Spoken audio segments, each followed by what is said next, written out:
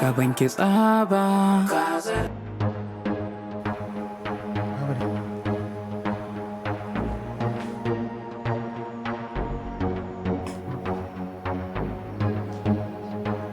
Ah!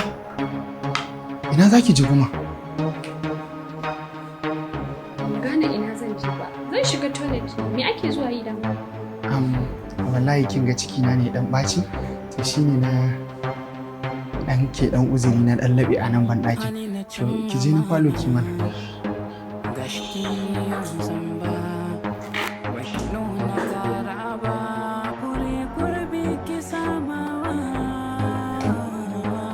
kina ta kirkira gaban ki tsaba da ke ka tona ya taka kaya Dakata. Abinda nake so kada ki ƙara zuwa gidan nan wallahi.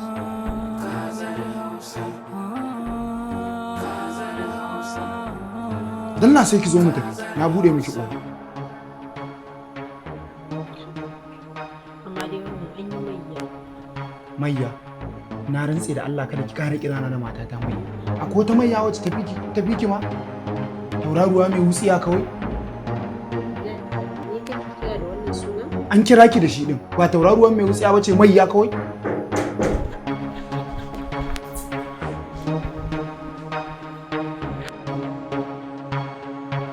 Na saki ce. Zan je ne dan. Oh, ai ya dace. Ya dace gaskiya. Kin ga yadda kika yi kyau kuwa? Wallahi sosai. Sosai fa, fresh.